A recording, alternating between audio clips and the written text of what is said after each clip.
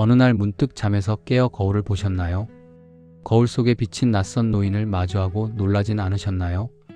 평생을 앞만 보고 달려왔는데 가족을 먹여 살리고 회사를 위해 밤낮 없이 일하고 자식들 뒷바라지하느라 내 청춘이 다 갔는데 정작 남은 것은 주름진 얼굴과 여기저기 쑤시는 몸, 그리고 더 이상 나를 필요로 하지 않는 세상뿐이라는 생각. 혹시 그런 서글픔이 밀려와 가슴이 먹먹해지신 적은 없으신지요? 젊은 시절 우리는 모두 쓰임이 있는 존재였습니다. 어디를 가나 오라는 곳이 있었고 내가 없으면 일이 돌아가지 않았지요. 유능하다는 칭찬, 없어서는 안 될 사람이라는 인정. 그것이 우리 삶을 지탱하는 자부심이었습니다. 그런데 은퇴를 하고 자식들이 떠나고 사회적인 직함이 하나둘 사라지면서 우리는 마치 고장난 시계처럼 멈춰섰습니다. 아침에 눈을 떠도 딱히 갈 곳이 없고 하루 종일 전화벨 한 번 울리지 않는 날들이 이어집니다. 그럴 때면 마음속 깊은 곳에서 이런 목소리가 들리지요. 나는 이제 다 쓴 건전지인가? 나는 이제 짐만 되는 존재인가? 하지만 여러분, 오늘 저는 여러분께 아주 놀라운 이야기를 들려드리려 합니다. 지금 여러분이 느끼는 그 쓸모없음이 사실은 신이 주신 가장 큰 축복일 수도 있다는 사실을요. 2500년 전 중국의 사상가 장자는 모두가 유능해지려고 발버둥 칠 때 홀로 껄껄 웃으며 이렇게 말했습니다. 쓸모없어라, 제발 쓸모없어라.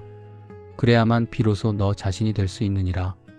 도대체 이게 무슨 뚱딴지 같은 소리일까요? 세상은 우리에게 끊임없이 가치를 증명하라고 다그치는데 쓸모없는 것이야말로 진짜 쓸모가 있다니요. 오늘 이 영상을 끝까지 함께 하신다면 당신의 가슴을 짓누르던 무거운 짐이 봄눈 녹듯 사라지는 기적을 경험하게 되실 겁니다. 이야기는 장자가 길을 걷다 마주친 거대한 나무에서 시작됩니다. 장자가 제자들과 함께 산길을 가고 있었지요. 그런데 저 멀리서 어마어마하게 큰 나무 한 그루가 눈에 들어왔습니다. 얼마나 큰지 나무 그늘 아래에 소 수천 마리가 들어갈 정도였고 그 둘레는 백아름이 넘었으며 높이는 산을 찌를 듯하여 구름 위로 솟아 있었습니다. 가지를 쳐다보려면 고개가 꺾일 정도였지요. 지나가던 사람들은 모두 걸음을 멈추고 입을 다물지 못했습니다. 세상에 신령님이 깃든 나무가 분명해. 이렇게 크고 웅장한 나무는 내 평생 처음 보네. 사람들은 나무 앞에 절을 하고 감탄하며 구경하느라 정신이 없었습니다. 하지만 장자의 반응은 달랐습니다. 그는 그 거대한 나무를 쓱 한번 쳐다보고는 아무 일 없다는 듯 다시 발걸음을 옮겼습니다. 제자들은 너무나 의아했습니다. 스승님은 평소 세상 만물에 호기심이 많으신 분인데 저렇게 기이한 나무를 보고 어찌 저리 무심하실까 싶었지요. 참다 못한 제자가 쫓아가 물었습니다. 스승님, 제가 빗자루를 들고 스승님을 모신 지 오래되었지만 이렇게 훌륭한 나무는 처음 봅니다. 그런데 스승님은 어찌하여 거들떠보지도 않고 지나치십니까? 잠시 멈춰서 쉬어가시지도 않고요. 그러자 장자가 피식 웃으며 이렇게 대답했습니다. 이 사람아, 말도 마라. 저 나무는 아무짝에도 쓸모가 없는 나무란다. 제자는 깜짝 놀랐습니다. 쓸모가 없다니요? 저렇게 크고 웅장한데요? 장자가 말을 이었습니다. 저 나무로 배를 만들면 나무가 무거워 가라앉고 만다. 관을 만들면 빨리 썩어버리고 그릇을 만들면 금방 깨져버리지. 문짝을 만들면 진액이 흘러나와 지저분해지고 기둥을 만들면 좀벌레가 생겨 집이 무너진다네. 즉, 이 나무는 제목으로서의 가치가 전혀 없는 불량품이야. 아무 곳에도 쓸 데가 없으니 베어지지 않고 저렇게 오래 살아서 큰 나무가 된 것이지. 여러분, 머리를 한 대 얻어맞은 것 같지 않으십니까? 우리가 알던 상식과는 정반대입니다. 우리는 곱고 튼튼하고 결이 좋은 나무가 훌륭하다고 배웠습니다. 하지만 장자는 말합니다. 곱고 결이 좋은 나무는 바로 그 좋음 때문에 일찍 죽는다고요. 생각해 보십시오. 산속에 곱게 뻗은 소나무가 있습니다. 목수들은 그 나무를 보자마자 눈을 반짝입니다. 아, 저놈 참 잘생겼다. 저걸 베어서 대들보로 쓰면 딱이겠어. 결국 그 잘난 소나무는 채 다 자라기도 전에 톱질을 당합니다.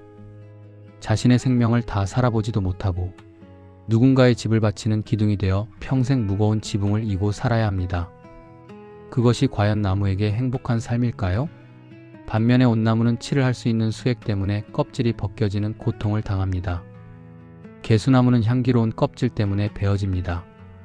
원숭이는 날쌔기 때문에 잡혀가고 쥐 잡는 개는 사냥을 잘해서 목줄에 묶입니다. 이 세상의 모든 존재는 자신의 재능 때문에, 자신의 쓸모 때문에 고통받습니다. 우리 인생도 그렇지 않았나요? 일 잘하는 김대리는 매일 야근을 도맡아 했습니다. 책임감 강한 당신은 집안의 모든 대소사를 챙기느라 정작 당신의 건강은 돌보지 못했습니다. 돈 잘 버는 가장이라는 이름표 때문에 가족들에게 약한 모습 한 번 보이지 못하고 속으로만 울어야 했습니다. 우리의 그 유능함이, 우리의 그 쓸모 있음이 우리를 갉아먹고 우리를 묶어두고 결국 우리를 소진시켰던 것은 아닐까요? 장자는 꿈속에서 그 쓸모없는 나무, 가죽나무를 다시 만납니다. 꿈속의 나무는 장자에게 이렇게 호통을 칩니다. 너는 나를 쓸모없다고 비웃었느냐? 그렇다면 묻겠다. 너는 배나 귤, 유자 같은 과일나무들과 나를 비교하는 것이냐? 그 과일나무들을 보아라. 열매가 익으면 사람들이 몰려와 가지를 휘어잡고 열매를 따간다. 큰 가지는 부러지고 작은 가지는 찢겨나가지. 자신의 재능인 열매 때문에 평생을 괴롭힘 당하다가 결국 천수를 누리지 못하고 일찍 죽는다. 세상의 모든 것들이 다 자신의 유능함 때문에 삶을 망치지만 나는 다르다. 나는 쓸모없어지기를 바란 지 오래되었다. 몇 번이나 죽을 고비를 넘기고 이제야 완전히 쓸모없게 되어 비로소 나의 큰 쓰임을 얻었노라. 내가 만약 쓸모가 있었더라면 어찌 이만큼 클 수 있었겠느냐? 나무의 말이 가슴을 찌릅니다. 쓸모없어지기를 바란 지 오래되었다. 여러분은 한 번이라도 쓸모없는 사람이 되기를 바란 적이 있으십니까? 아마 없으실 겁니다. 우리는 죽는 순간까지도 누군가에게 인정받고 싶어 합니다. 하지만 그 인정 욕구가, 타인의 시선이 우리의 영혼을 얼마나 옅아매고 있었는지 이제는 깨달아야 합니다. 이제 은퇴를 하고 사회적인 쓰임이 다한 지금이야말로 저 거대한 가죽나무처럼 누구의 간섭도 받지 않고 하늘을 향해 마음껏 가지를 뻗을 수 있는 기회입니다. 이제 당신을 베어갈 사람은 아무도 없습니다. 당신을 기둥으로 쓰겠다고 덤벼드는 목수도 없습니다. 오로지 당신 자신을 위해 당신의 뿌리를 깊게 내리고 당신의 그늘을 넓힐 시간입니다. 장자의 또 다른 이야기를 하나 더 해볼까요? 지리소라는 남자가 있었습니다. 그는 겉보기에 아주 기괴한 모습이었지요. 턱은 배꼽에 닿을 만큼 굽어있고 어깨는 정수리보다 높이 솟아있으며 상투는 하늘을 찌르고 오장육부는 등 위로 붉어져 나온 kop쥐였습니다. 사람들은 그를 보고 혀를 찼습니다. 저런 몸으로 어찌 세상을 살아갈꼬. 쯧쯧, 정말 쓸모없는 인생이로구나. 하지만 전쟁이 났을 때 어떤 일이 벌어졌을까요? 마을의 건장하고 잘생긴 청년들은 모두 징집되어 전쟁터로 끌려갔습니다. 그리고 대부분 싸늘한 주검이 되어 돌아왔지요. 하지만 지리소는 그 불구인 몸 덕분에 징집을 면했습니다. 전쟁터에서 팔다리가 잘려나가는 참혹한 시기에도 그는 마을에 남아 편안하게 삶을 이어갔습니다. 어디 그뿐입니까? 나라에서 부역을 시킬 때도 지리소는 몸이 성치 않다는 이유로 제외되었습니다. 남들이 뙤약볕 아래서 등짐을 지고 고생할 때 그는 그늘에 앉아 콧노래를 불렀지요. 반대로 나라에서 병자나 가난한 자들에게 곡식을 나눠줄 때는 그는 몸이 불편하다는 이유로 장작 10묶음과 쌀 10섬을 받았습니다. 장자는 이 이야기를 하며 말합니다. 신체가 쓸모없는 사람도 이렇게 천수를 누리고 편안하게 사는데 하물며 마음과 덕이 쓸모없는 사람은 어떻겠느냐? 우리는 늘 정상의 범주에 들려고 애씁니다. 남들만큼은 살아야 하고 남들보다 뒤처지면 안 된다고 채찍질합니다. 하지만 그 정상이라는 궤도에서 벗어나는 순간 오히려 생존의 길이 열릴 수 있습니다. 당신이 지금 돈이 많지 않다면 사기꾼들이 당신을 노리지 않을 것입니다. 당신이 지금 높은 권력이 없다면 정치적인 모함이나 구설수에 휘말려 감옥에 갈 일도 없을 것입니다. 가진 것이 없고 보여줄 것이 없고 내세울 것이 없는 상태. 사람들은 그것을 실패라고 부르지만 장자는 그것을 완전한 자유라고 부릅니다. 잃을 것이 없는 사람은 두려울 것이 없기 때문입니다. 그런데 여기서 우리는 한 가지 더 깊은 질문을 던져야 합니다. 도대체 쓸모라는 것은 누가 정하는 것입니까? 다시 그 거대한 나무 이야기로 돌아가 봅시다. 목수는 그 나무를 쓸모없다고 했습니다. 그것은 목수의 입장에서입니다. 집을 짓고 가구를 만들어야 하는 목수의 눈에는 쓰레기처럼 보였겠지요. 하지만 그 나무 그늘 아래서 쉬는 소들에게는 어떨까요? 한여름 뙤약볕을 피하게 해주는 그 나무가 세상에서 가장 고마운 존재입니다. 나무 아래서 바둑을 두고 낮잠을 자는 사람들에게는 어떨까요? 그 어떤 화려한 궁궐보다 편안한 휴식처입니다. 작은 벌레들과 새들에게는 어떨까요? 자신들의 알을 낳고 새끼를 기를 수 있는 우주이자 집입니다. 보십시오. 쓸모없음이란 절대적인 것이 아닙니다. 단지 누가 보느냐에 따라 달라지는 상대적인 것일 뿐입니다. 당신은 회사에서는 쓸모가 다했다고 명예퇴직을 당했을지 모릅니다. 하지만 당신의 손자에게 당신은 세상에서 가장 재미있는 옛날 이야기를 해주는 영웅입니다.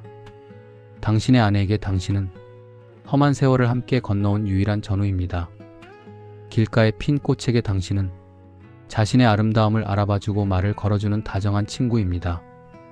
자본주의라는 목수의 눈으로 자신을 평가하지 마십시오. 돈을 벌지 못한다고 생산적이지 않다고 스스로를 폐기 처분하려 하지 마십시오. 당신은 누군가에게는 여전히, 아니 예전보다 더 크고 시원한 그늘입니다. 장자는 무용지용을 말하며 우리에게 땅바닥을 보라고 합니다. 우리가 걸을 때 발바닥이 닿는 땅은 아주 작습니다. 그 작은 면적만 이 당장은 쓸모있는 땅입니다. 하지만 그렇다고 해서 내가 밟지 않는 나머지 땅을 다 파내버리면 어떻게 될까요? 발바닥 크기만 남기고 주위를 천길 낭떠러지로 만들어버리면 과연 우리가 그 위에 서 있을 수 있을까요? 절대로 불가능합니다. 우리가 안전하게 서 있고 당당하게 걸을 수 있는 이유는 지금 당장 내 발이 닿지 않는 저 넓은 땅들이 묵묵히 주위를 받쳐주고 있기 때문입니다.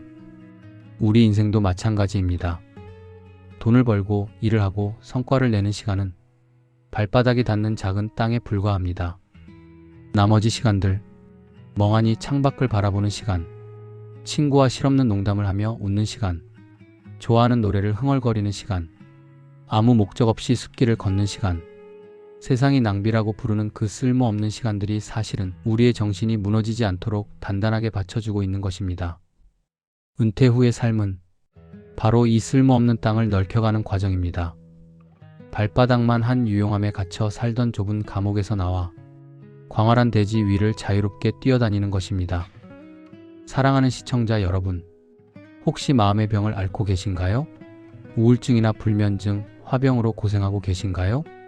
그렇다면 가만히 들여다보십시오. 그 병의 뿌리에는 잘하고 싶은 마음, 쓸모있고 싶은 욕심이 자리 잡고 있을 겁니다. 자식 농사를 잘 짓고 싶었는데 뜻대로 안 돼서, 노후 준비를 완벽하게 하고 싶었는데 돈이 부족해서, 남들에게 멋진 모습으로 기억되고 싶었는데 초라해진 것 같아서 그 간절한 바람들이 굳어지고 뒤틀려 병이 된 것입니다. 이제 그만 그 짐을 내려놓으셔도 됩니다. 장자가 말합니다. 빈 배가 되어라. 강을 건너는데 빈 배가 와서 내 배에 부딪히면 아무리 성격 급한 사람이라도 화를 내지 않습니다. 비어있기 때문입니다. 하지만 그 배에 사람이 타고 있었다면 당장 소리를 지르며 눈을 어디다 두고 다니냐고 욕을 하겠지요. 사람들이 당신에게 상처를 주고 세상이 당신을 괴롭히는 것은 어쩌면 당신이 자아로 꽉 차 있기 때문일지도 모릅니다. 나라는 존재감, 내 것이라는 소유욕, 내가 옳다는 자존심, 그것들로 가득 차 있기에 부딪히면 아픈 것입니다. 스스로를 비우십시오. 쓸모 없어지기를 두려워하지 말고 즐기십시오. 나 이제 아무짝에도 쓸모없다 라고 큰 소리로 외쳐보십시오. 그 순간 역설적으로 무한한 해방감이 찾아올 것입니다. 남의 눈치를 볼 필요도 없고 체면을 차릴 필요도 없고 성공하려고 아등바등할 필요도 없습니다. 그저 바람 부는 대로, 물 흐르는 대로 둥실둥실 떠가면 그만입니다. 그것이 바로 장자가 말한 소유유, 절대 자유의 경지입니다. 물론 이렇게 사는 것이 말처럼 쉽지는 않습니다. 평생을 몸에 익은 습관이 하루아침에 바뀌지는 않겠지요. 여전히 통장 잔고가 신경 쓰일 것이고 자식들의 무심함에 서운할 것이고 거울 속에 늙은 얼굴이 싫을 수도 있습니다. 그럴 때마다 산속의 그 굽은 나무를 떠올리십시오. 아, 내가 지금 괴로운 건 고든 나무가 되려고 해서구나. 내가 지금 힘든 건 제목이 되려고 해서구나. 그렇게 알아차리는 것만으로도 마음의 열기는 식을 것입니다. 당신은 도구가 아닙니다. 당신은 부품이 아닙니다. 당신은 태어난 그 순간부터 존재 자체로 우주의 목적이었습니다. 꽃이 누군가에게 보이기 위해 피는 것이 아니듯, 새가 누군가에게 들려주기 위해 우는 것이 아니듯, 당신 또한 누군가에게 쓰이기 위해 사는 것이 아닙니다. 당신은 그저 당신으로 살아가면 됩니다. 때로는 찌그러지고, 때로는 구부러지고, 때로는 옹이가 박혔더라도 그 모습 그대로가 당신의 역사이고 훈장입니다. 이제 영상을 마치며 여러분께 숙제 아닌 숙제를 하나 드리고 싶습니다. 오늘 하루 딱 1시간만이라도 철저하게 쓸모없는 짓을 해보십시오. 아무 이유 없이 하늘을 30분 동안 올려다보거나, 동네 놀이터 그네에 앉아 발을 굴러보거나, 종이 위에 낙서를 하고 찢어버리십시오. 이것을 해서 무슨 이득이 있냐고요? 아무 이득도 없습니다. 그래서 위대한 것입니다. 그 무의미한 시간 속에서 당신의 영혼은 비로소 숨을 쉴 테니까요. 기억하십시오. 산 정상에 저 늙은 소나무가 살아남은 비결은 인류 목수가 탐내는 제목이 아니었기 때문입니다.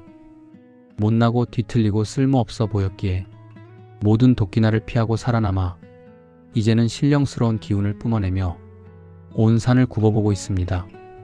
살아남은 당신이 강한 것입니다. 지금까지 버텨온 당신이 위대한 것입니다. 쓸모없어짐을 두려워하지 않는 당신, 이제 당신은 그 누구보다 자유롭고 그 무엇보다 거대한 숲입니다. 당신의 평온한 노후를 장자의 마음을 담아 응원합니다. 감사합니다.